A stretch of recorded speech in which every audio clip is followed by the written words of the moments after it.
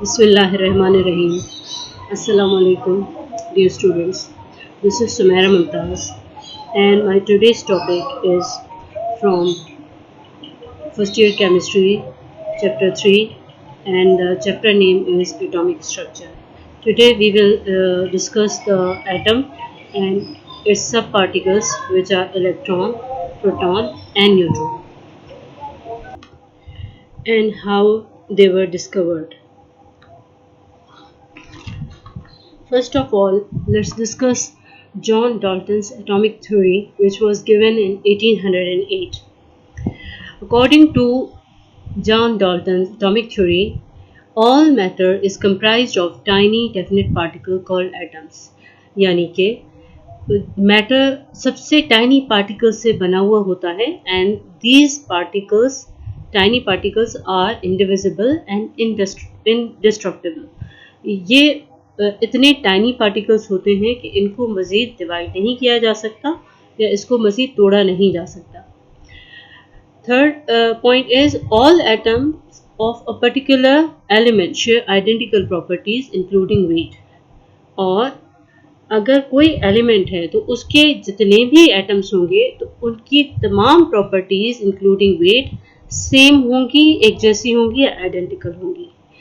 And atoms of different elements contain different mass and other properties are also different. और ऐसे different elements के atoms भी different होंगे, उनके mass और दूसरी properties भी एक दूसरे से different होंगी। 5 point is atoms of different elements combine in fixed whole number ratios when form compounds। यानी कि atoms आपस में मिलके कंपाउंड बनाते हैं और उनका जो कंबाइनिंग रेशियो होता है वो सेम होता है और ये होल नंबर्स में होता है। यानी होल नंबर्स में इस तरह से कि 1, 2, 3 इस तरह से हो सकता है, हाफ में नहीं हो सकता। यानी एटम्स मिलके कंपाउंड बनाते हैं और इस तरह से कंपाउंड बनाते हैं कि वो उनका एटम्स का फिक्स्ड रेशियो होता है। बहुत सारे एक्सपेरिमेंट्स परफॉर्म किए गए। आज हमें अच्छी तरह से पता है कि एटम के अंदर इलेक्ट्रॉन्स होते हैं, प्रोटॉन्स होते हैं, न्यूट्रॉन्स होते हैं, इसके अलावा पॉजिट्रॉन्स होते हैं, मेसन्स होते हैं और भी सब पार्टिकल बहुत छोटे छोटे एटम्स के अंदर मौजूद होते हैं। लेकिन चूँकि इलेक्ट्रॉन्स, प्रोटॉन और न्यूट्रॉन बेसिक पार्टिकल्स हैं तो हम अपनी स्टडीज़ को रेस्ट्रिक्ट यहीं पे करेंगे कि किस तरह से एटम के अंदर इन सब पार्टिकल्स का क्लू मिला था। बहुत सारे एक्सपेरिमेंट्स परफॉर्म किए गए, जैसा कि फैराडे ने एक्सपेरिमेंट किया था तो उससे एग्जिस्टेंस ऑफ इलेक्ट्रॉन का पता चला कि एटम के अंदर इलेक्ट्रॉन मौजूद होते हैं। इसी तरह से क्रुक्स ट्यूब एक्सपेरिमेंट किया गया या जिसको डिस्चार्ज ट्यूब एक्सपेरिमेंट भी कहते हैं। यहाँ से हमें इलेक्ट्रॉन और प्रोटॉन का पता चला। रेडियो एक्टिविटी, इससे existence of electron and proton का मालूम हुआ।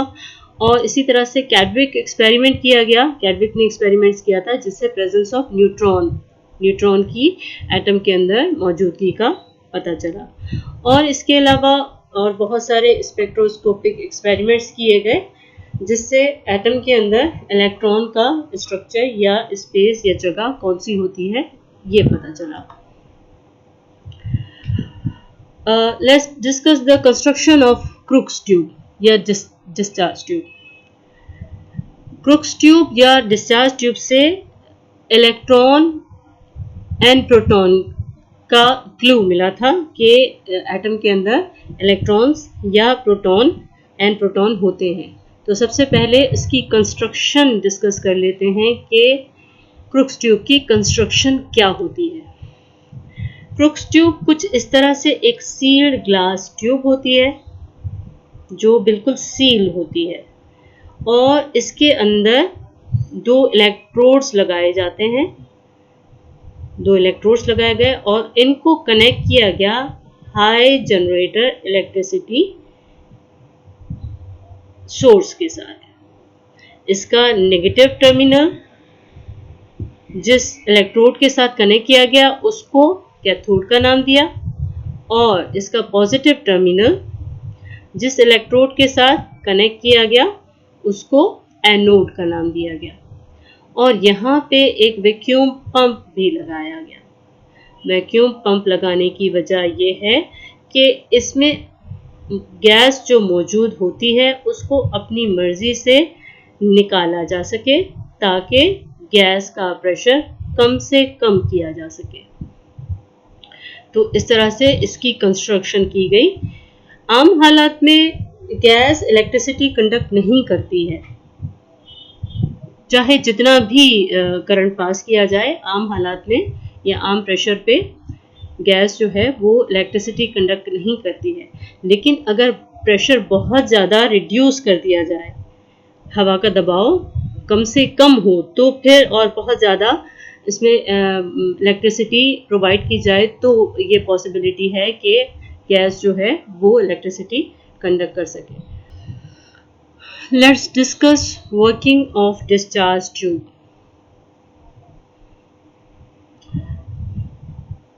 Electric current can not pass through at ordinary pressure of gas if very high potential is applied through it। आम हालात में ऑर्डिनरी प्रेशर पे गैस इलेक्ट्रिसिटी कंडक्ट नहीं करती है, चाहे बहुत ही हाई पोटेंशियल अप्लाई किया जा सके।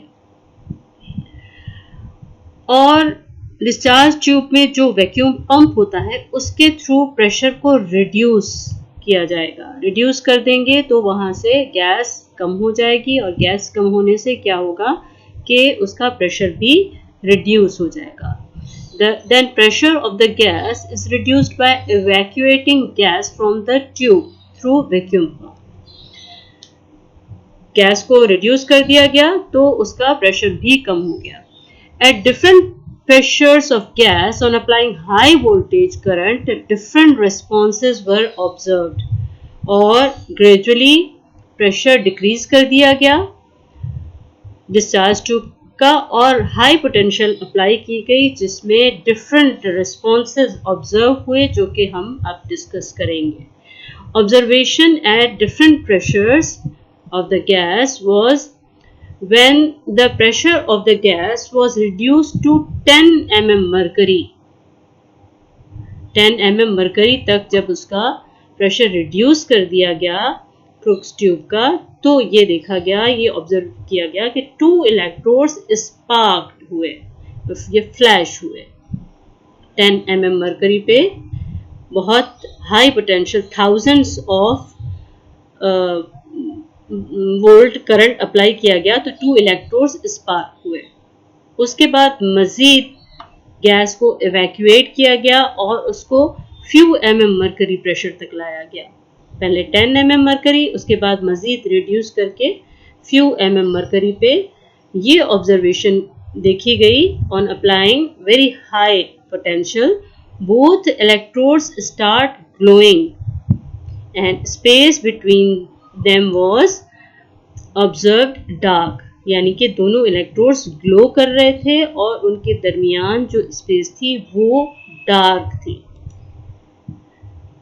उसके बाद मजीद गैस को इवैक्यूएट किया गया और उसका प्रेशर भी कम हो गया। That was about 1 mm mercury pressure and after applying thousands of volt of current what was observed that the space between the electrodes was glowing। यानी कि दोनों इलेक्ट्रोड्स के दरमियान जो स्पेस थी वो ग्लो कर रही थी। फिर मजीद उसका गैस को रिड्यूस कर दिया गया बाय वैक्यूम पंप और गैस को रिड्यूस कर दिया गया यहाँ तक कि उसका प्रेशर 0.001 mm मरकरी प्रेशर तक पहुंचा। Then what was observation? The whole tube began to glow with brilliant green light।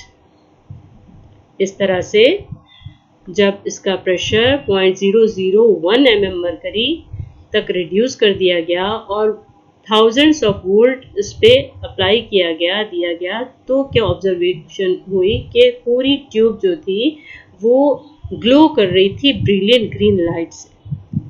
इस तरह से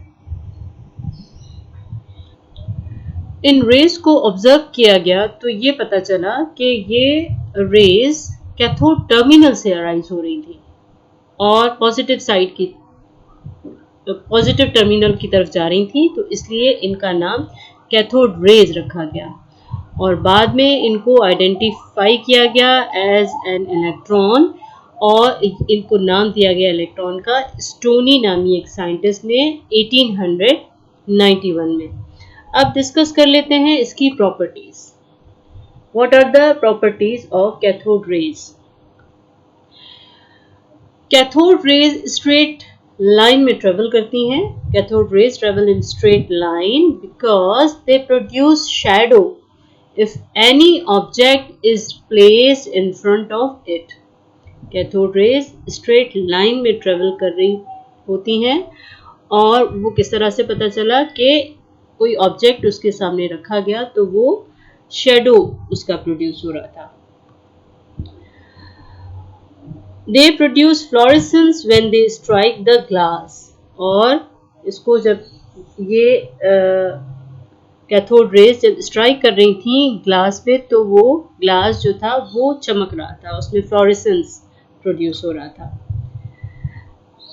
दे डिफ्लेक्टेड इन मैग्नेटिक फील्ड। इन रेज को मैग्नेटिक फील्ड में रखा गया तो ये ऑब्जर्व हुआ कि ये रेज डिफ्लेक्ट हो रही थी, जो स्ट्रेट लाइन में जा रही हैं, तो अगर मैग्नेटिक फील्ड में इसको रखा जाए तो वो डिफ्लेक्ट कर जाती हैं, तो इसलिए ये पता चला कि ये कोई चार्ज पार्टिकल है। ये रेज जो थी वो चार्ज है और जब इनको इलेक्ट्रोस्टैटिक फील्ड में रखा गया, इलेक्ट्रोस्टैटिक फील्ड पॉजिटिव और नेगेटिव चार्ज फील्ड होती है, ऐसी इलेक्ट्रिक फील्ड जिसमें पॉजिटिव और नेगेटिव चार्ज होती है, तो वहां इस फील्ड में रखा गया तो they deflected towards positive side in electrostatic field. तो ये पॉजिटिव की तरफ डिफ्लेक्ट कर रही थी, पॉजिटिव की तरफ जा रही थी, जिससे ये पता चला कि दे कैरी नेगेटिव चार्ज। और हमें ये पता है कि ऑपोजिट चार्जेस एक दूसरे को अट्रैक्ट करते हैं, तो ये नेगेटिव चार्ज पार्टिकल था, नेगेटिव चार्ज रेज थी, इसी वजह से ये पॉजिटिव की तरफ डिफ्लेक्ट कर रही थी। 6th point is these rays exert mechanical pressure which indicates that rays are consist of material particle which possess kinetic energy। इन रेज के सामने फ्रिक्शनलेस फैन रखा गया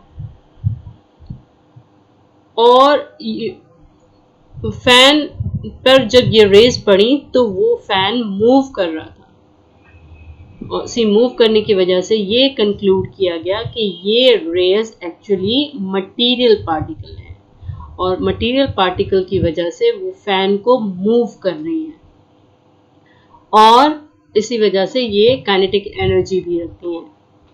These rays exert mechanical pressure which indicates that rays are consist of material particle which possess kinetic energy। They possess X-ray when they strike metallic plate। और जब metallic plate पर इन rays को strike किया गया तो ये एक्सरे प्रोड्यूस कर रही थी, यानी पेनिट्रेट कर रही थी। 8th point is ये तो मालूम हो चुका कि ये चार्ज पार्टिकल है और ये मास भी रखता है, और चार्ज जो मास रेशियो ऑब्जर्व किया गया डिफरेंट गैसेस यूज करके। क्रुक्स ट्यूब में डिफरेंट गैसेस यूज की गई और उसमें charge to mass ratio observe किया गया तो वो 1.758 एक्सपोनेंशियल 11 कूलम्स पर केजी ऑब्जर्व हुआ। यानी जितनी भी गैसेस क्रुक्स ट्यूब में यूज की गई तो उसमें चार्ज टू मास रेशियो एक ही तरह का आया जो कि 1.758 एक्सपोनेंशियल 11 कूलम्स पर केजी था, जिससे ये पता चला कि तमाम गैसेस में ये मटेरियल पार्टिकल या ये कैथोड रेज मौजूद होती हैं। और आज हमें ये पता है कि इलेक्ट्रॉन कैथोड रेज जो एक्चुअली इलेक्ट्रॉन्स होते हैं उनकी चार्ज नेगेटिव होती है और उसका मास भी स्पेसिफिक होता है और ये हर मटेरियल में, चाहे वो गैसेस हो, चाहे लिक्विड हो, चाहे सॉलिड हो, तमाम में इलेक्ट्रॉन्स मौजूद होते हैं और उनका charge to mass ratio 1.758 exponential 11 coulombs होता है। तो जितनी भी गैसेस क्रुक्स ट्यूब में यूज़ की गई और उनका charge to mass ratio observe किया गया, तो वो एक ही तरह का था, जिससे ये ऑब्जर्व किया गया कि ये कंक्लूड किया गया कि तमाम गैसेस के अंदर ये मटेरियल पार्टिकल मौजूद है, जो कि एक्चुअली इलेक्ट्रॉन है और इलेक्ट्रॉन सब में मौजूद होता है। Thanks for watching. Thank you. अल्लाह हाफिज़।